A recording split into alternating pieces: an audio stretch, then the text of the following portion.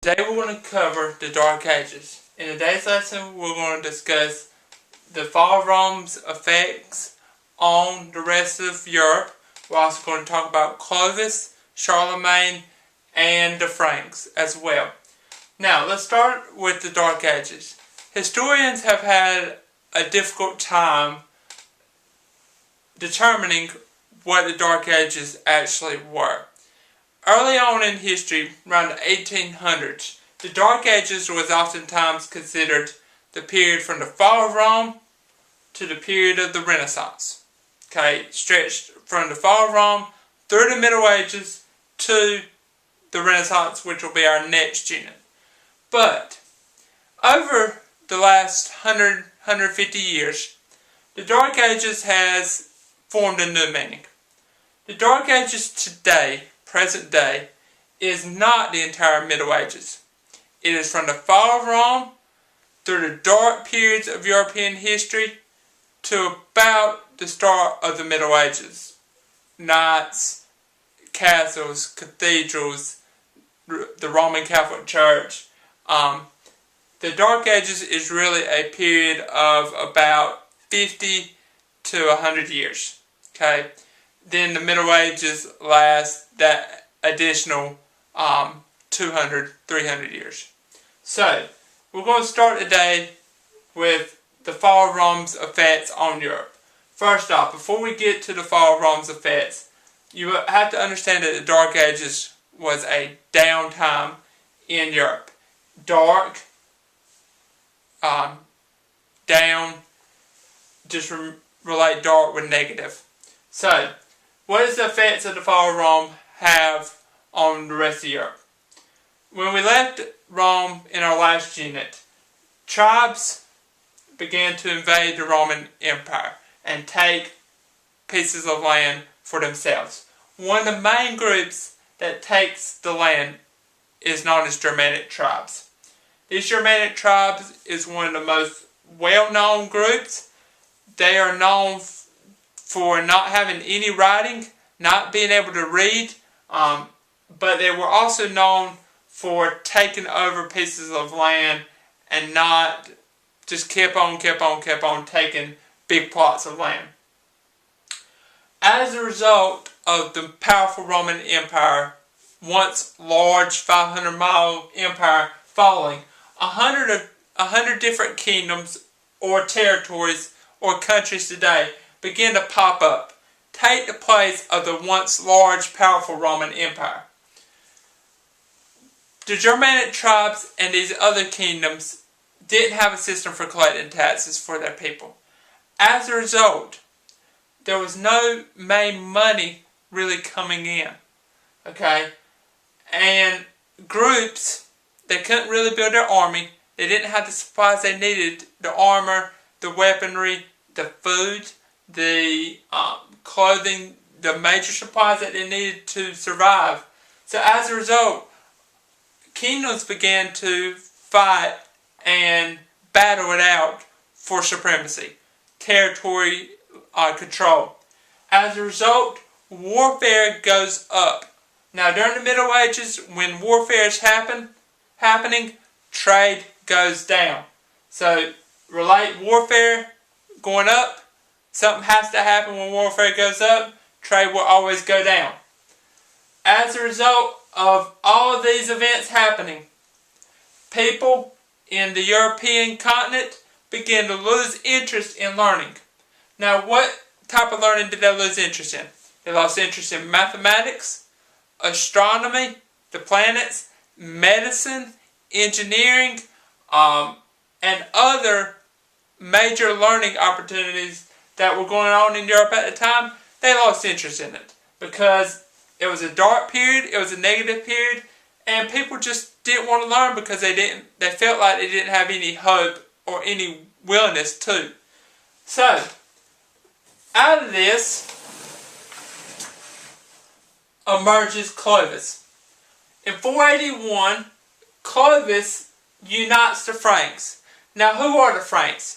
The Franks were a group of Germanic tribes that were almost, as one group goes, they would all grow. This group is known as the Franks.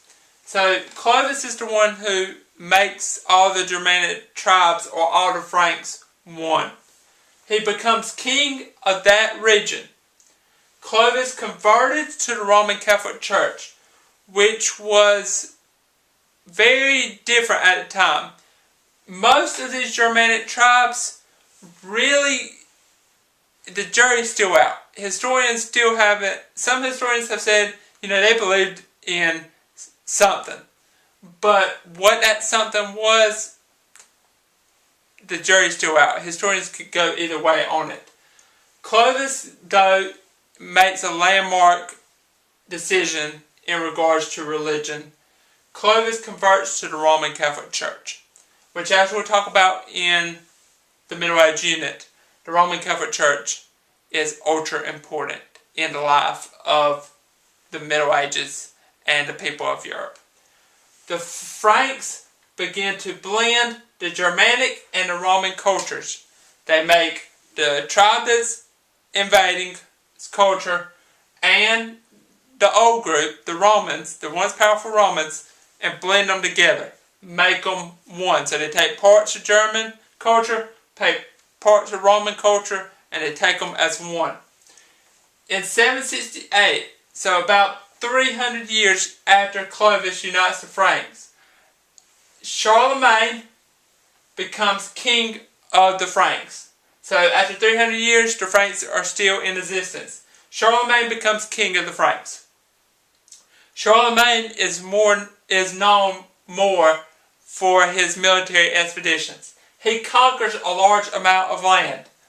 He is proclaimed emperor of the Holy Roman Empire. Now remember, I told you, the Holy Roman Empire is still in existence, okay, during the Middle Ages. So Charlemagne is named emperor of the Holy Roman Empire. Charlemagne is different though. What he decides to do is he gets the nobles on his side. He gives land to the nobles in exchange for loyalty and military protection. Basically, to beef up his army. Charlemagne says, here, take this piece of land, but in return, you have to give me loyalty, and if I need you in the military, you have to come, or you have to protect my land if another group comes on the outside. Now, Charlemagne's reign is a powerful one. He takes over a large amount of land, and he comes up with the new idea that he's going to give land in exchange for loyalty and military protection. But after Charlemagne dies, the leadership is not there. They begin fighting over who wants to be leader and who wants to take over and what do they want to do next in regards to the Franks.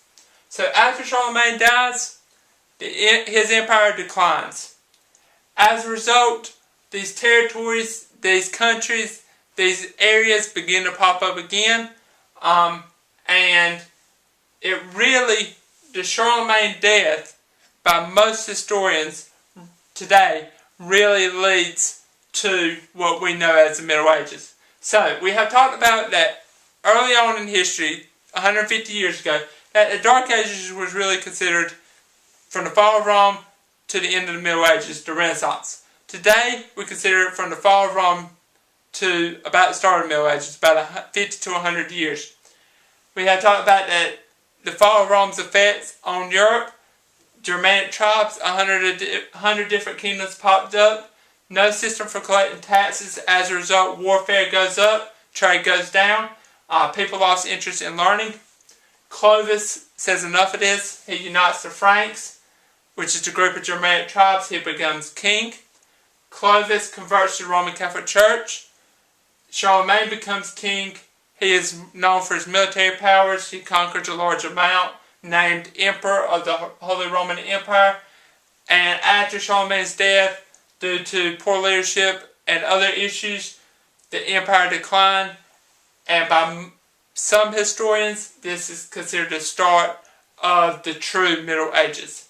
This ends the Dark Ages lesson for today.